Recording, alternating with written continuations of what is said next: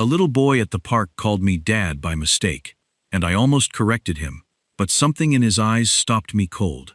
I was just a tired man on a bench, a contractor 3 hours from the only home I'd ever known, watching other people's families and pretending the ache in my chest was nothing. But then this small boy, maybe 5 years old, tugged my sleeve and looked up at me like I'd hung the moon, and the word came out so easily, so certain. Dad. I told myself it was a mistake, a child confusing one tall man for another. But then his mother turned around to call him back, and the coffee slipped right out of my hand. Because it was Emily, my ex-wife, the woman I'd let walk out of my life 3 years ago without ever telling her the truth about why I went so quiet. And standing between us, with my eyes and her smile, was a little boy I had never met. So why did he already know to call me Dad? Why had Emily never told me he existed? And how do you go back and fix 3 years of silence in the span of a single afternoon, when she's staring at you like she's seen a ghost, and your whole world has just been rewritten on a playground bench? The coffee soaked into the dirt by my boot, brown and steaming in the cold air, and I didn't even look down at it. I couldn't look at anything but her. Emily's face had gone white, not pale, white. Like every drop of blood had left it at once. Her hand was still half raised from where she'd been reaching for the boy, frozen in the air, like the whole world had hit pause. For a second, neither of us breathed. "Noah," she said finally, and her voice cracked on the single word. "Come here, baby. Come to mommy." But Noah didn't move. He kept his small hand wrapped around 2 of my fingers, gripping tight, the way kids do when they've decided something with their whole heart. He looked up at me, then back at her, confused by the strange grown-up silence he could feel but couldn't understand. "Mommy, it's Daddy," he said, like he was explaining something simple to someone who'd missed it. "Look, it's him. From the picture. The picture." Those 2 words went through me like a nail. What picture? When? 3 years I'd been gone. 3 years I'd told myself she was better off, that I was better off, that the silence between us had grown too thick to ever cut through. And in all that time, somewhere 3 hours away, there had been a boy. A boy who knew my face from a photograph. A boy with my exact dark eyes, my stubborn chin, and his mother's soft, crooked smile. I'd built houses for a living for 10 years. Foundations, beams, walls, roofs. I knew how to look at a structure and see what was holding it up and what was about to fall. And looking at this child, I knew the way you know your own hands. He was mine. Emily. My voice didn't sound like mine. Is he? Don't. She crossed the grass fast, her boots crunching on the frost-bitten leaves, and scooped Noah up into her arms before I could finish. He went easily, used to being carried, but he kept staring at me over her shoulder with those wide, hopeful eyes. "Don't say it. Not here. Not like this." "How old is he?" I was already standing. My legs felt like someone else's. "Emily, how old is he?" She wouldn't answer. She just held him tighter, her chin trembling, and I watched a tear slip down her cheek and land in Noah's dark hair. "5," Noah said proudly, holding up a mittened hand with all 5 fingers spread wide. "I'm 5. I had a dinosaur cake." 5. We'd signed the papers a little over 5 years ago. I did the math the way you flinch from a hot stove. Fast, instinctive, and it burned just the same. She'd been pregnant when she left. Or she found out right after, and she never told me.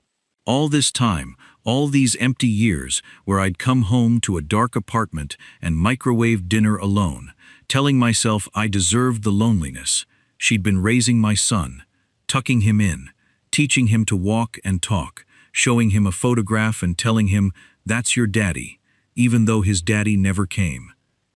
Something broke open in my chest, and I didn't know if it was rage or grief or love or all 3 tangled together so tight I couldn't pull them apart. "You should have told me," I said. It came out quiet, quieter than I meant. "Emily, you should have told me." "And said what?" Her voice shook, but her eyes flashed, and there she was, the woman I'd married, the woman who never backed down, buried under all that fear. What would I have said, Ryan? You stopped talking to me a year before we ever signed those papers. You looked right through me. You disappeared while you were still sitting across the dinner table. I lost the first baby alone in that bathroom, and you weren't there. And you never once asked me how I felt." Her breath hitched. "So, tell me, when exactly was I supposed to call you? When you'd already shown me there was no one home." Every word landed like a fist, because every word was true. I opened my mouth, but nothing came out. Noah looked between us, his small face starting to crumple, sensing the storm even if he couldn't name it. And in that moment, I understood that the silence I'd carried for 3 years hadn't started at the divorce. It had started long before. It had cost me my marriage, and now I was learning it had cost me something I didn't even know I had. "Mommy," Noah whispered, "is Daddy mad?" Emily closed her eyes, and when she opened them, she looked at me, not with anger now, but with something far worse. Exhaustion. The kind that comes from carrying a weight alone for so long you've forgotten what it feels like to set it down. "No, baby," she whispered, never looking away from me. "Daddy's not mad." But she didn't say what he was. And neither did I, because I didn't have a word yet for a man who'd just met his own son on a park bench, 3 years too late, with no idea how to make any of it right. Emily set Noah down but kept a hand on his shoulder, like she was afraid the ground might open up and take him from her. The park had gone quiet around us, the other families drifting toward their cars as the gray afternoon turned colder, the swings creaking empty in the wind. "There's a coffee shop across the street," I said carefully, "the way you'd talk to someone standing on a ledge. Just so he can warm up. That's all. I won't push." She stared at me for a long moment. I could see the war happening behind her eyes, every reason to say no, and the one small reason, standing between us in mittens, to say yes. 10 minutes, she said. "And you don't say anything to him. Not yet." So we walked. Noah skipped ahead, and then back again, orbiting us like a little planet, chattering about dinosaurs and a kid named Marcus who ate glue. And I laughed at the right moments, even though my heart was hammering so hard I could barely hear him. Every time he looked up at me, his whole face lit up, and every time it did, something in me cracked a little wider. The coffee shop smelled like cinnamon and burnt espresso. Emily ordered him a hot chocolate with extra whipped cream, and he attacked it with both hands, getting a white mustache all the way up to his nose. For a few minutes, watching him, neither of us spoke. "He has your laugh," I said finally. "He has your everything else." Her voice was flat, tired. She wrapped both hands around her cup but didn't drink. "The way he frowns when he's thinking.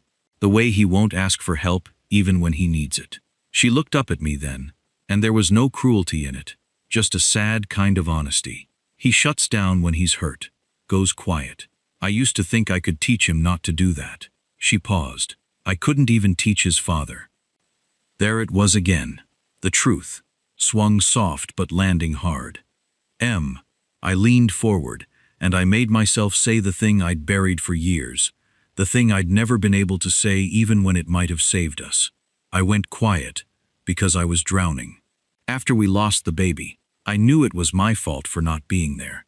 I was at that job site for 16 hours that day, because we needed the money, and I told myself I was doing it for us, for our family. And then there was no baby and no family to do it for. My throat closed, and I couldn't look at you. Because every time I did, I saw the thing I failed at. So I just stopped looking, and I told myself, you were better off not knowing how broken I was. Emily's eyes filled. She blinked hard, fast, trying to stop it, and a tear escaped anyway, and she wiped it away, angry, like it had betrayed her. "You don't get to do that," she whispered. "You don't get to tell me now. 3 years too late." Do you know what I would have given to hear that? Back then? One sentence, one. "I'm hurting too." That's all I needed, Ryan. That's all it ever would have taken. I know. "You let me believe you didn't care." Her voice broke completely now, low so Noah wouldn't hear. "I held that baby's loss alone. And then I held our whole marriage alone. And then I held him alone." She nodded at Noah. "And the whole time, I thought the problem was that you'd stopped loving me. It would have been so much easier if that were true."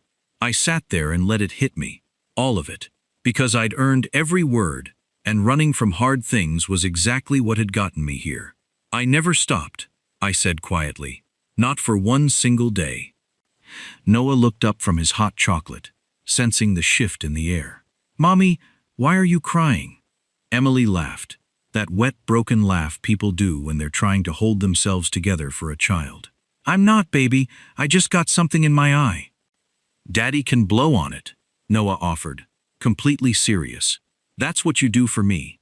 You blow on it, and it goes away. And something about that, the simple, total faith of a 5-year-old who thought a father's breath could fix anything, undid us both. Emily pressed her hand to her mouth. I had to look at the table.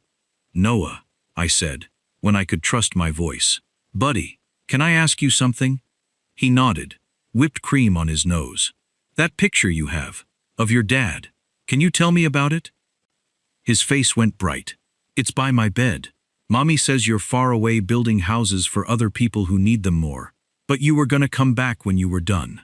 He said it like a fact he'd never once doubted. Are you done now? Is that why you're here? The whole table went still.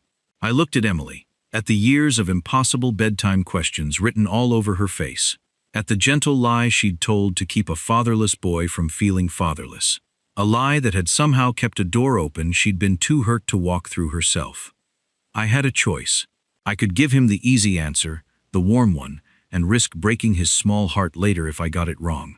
Or I could tell the truth, and start the only way anything real ever starts. I looked that little boy dead in the eye, this boy with my eyes, and I felt 3 years of silence finally crack open in my chest, like a door opening after a long, dark winter. Yeah, buddy, I said, and my voice didn't shake at all. I'm done building houses far away. Emily's head came up sharp. Noah beamed, and under the table, I felt her hand grab my wrist. Not gently. A warning. A plea. Don't promise him something you can't keep. Because we both knew the truth no 5-year-old could understand. I lived 3 hours away. My whole life was packed into an apartment in a city she'd run from. And a single afternoon in a coffee shop couldn't undo what years of silence had built. No matter how badly, in that moment, every part of me wanted it to. I drove the 3 hours home that night, with Noah's voice still in my ears, and somewhere around the halfway mark, on a dark, empty highway, I started to cry so hard I had to pull over. Not because I was sad, because for the first time in 3 years, I knew exactly what I wanted, and it terrified me how clear it finally was. I'd spent my whole life building things for other people, houses I'd never live in, families I'd never be part of, and the one thing I'd been given to build, a marriage, a child, a home, I'd let rot from the inside out, because I was too scared to say 4 simple words. I'm hurting. Help me. Not anymore. The next morning, I called my boss and asked off the city contract. He told me I was crazy, that it was the best money I'd see all year. I told him I'd found something worth more, and I hung up before he could talk me out of it. It took 6 weeks. 6 weeks of phone calls and small steps, because Emily wouldn't let me back in fast, and I didn't blame her for it. Trust isn't a door you kick down. It's a thing you build one honest board at a time, and I knew about building. So I called every night at 7, right at Noah's bedtime, and I read him a story over the phone. Me on a couch 3 hours away, him under his dinosaur blanket with a phone propped on the pillow. I never missed one. Not once. Rain, exhaustion, a flat tire on the highway, I called. Because the one thing I could give him, that I'd never given anyone, was the proof that this time, I would show up.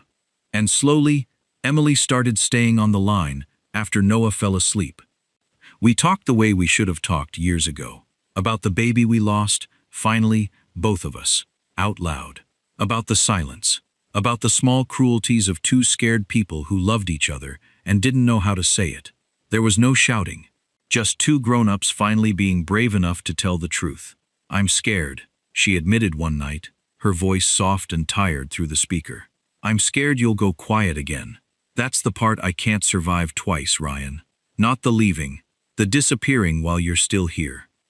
Then watch me not disappear, I said. Don't trust my words. I used up all my words years ago. Watch what I do. So she watched. I moved in March, found a small apartment 10 minutes from theirs. Not theirs. I didn't presume. I knew better than to presume. I took a job with a local builder for half my old pay and twice the time at home. And every Saturday, I took Noah to that same park, to that same bench, and we fed the ducks and built towers out of sticks. And he taught me, with great patience, the difference between every dinosaur that ever lived. One Saturday in late spring, the cherry trees finally bloomed, dropping pink everywhere like the whole park was throwing a party. Noah ran ahead to the swings, and Emily and I sat on our bench. Our bench, I'd started calling it in my head, and for a while we just watched him fly. He stopped asking when you're leaving, she said quietly. Good. He told me last night you're his best friend. She laughed softly. Right after Marcus, but before the dog next door, so I think you're moving up. I smiled. The wind moved the blossoms. And then she did something she hadn't done in 3 years.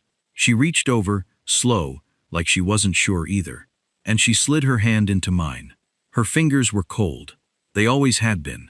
I used to warm them between both of my hands on winter mornings, back when we were young and stupid and thought love was easy. I did it now without thinking, folded her small cold hand inside both of mine, and she let out a breath like she'd been holding it for years. I'm not asking you to forget, I said. I know what I cost you. I'll spend the rest of my life knowing it. I don't want you to spend your life paying, Ryan. She turned to look at me, and there were tears in her eyes, but she was smiling. That crooked, soft smile I'd married, the one Noah had stolen and made his own. I just want you to stay. That's all I ever wanted. Just stay. I'm staying, I said. I'm done building houses far away. It was the same thing I'd told Noah in the coffee shop, but this time I watched her hear it the way he had, like a promise, like a fact, like a door finally opening after a long, dark winter. Dad! Noah shrieked from the swings. Dad! Push me! Higher! I want to touch the sky. And I got up off that bench. The bench where a little boy had once called me a name I didn't deserve yet. The bench that had handed me back my whole life by mistake. And I went to push my son toward the sky. Emily came too. She stood on one side. I stood on the other. And together we sent him up, up, up into all that pink and gold. His laughter spilling out over the whole park, the most beautiful sound I'd ever heard in my life. He didn't call me Dad by mistake anymore. Now it was just the truth. And as I stood there, in the falling blossoms, with my son flying between us, and my hand finding hers again, over the empty swing, I finally understood the thing it took me 3 years of silence to learn. A house is only walls and a roof, but a home is the people who stay. And I was never, ever leaving again.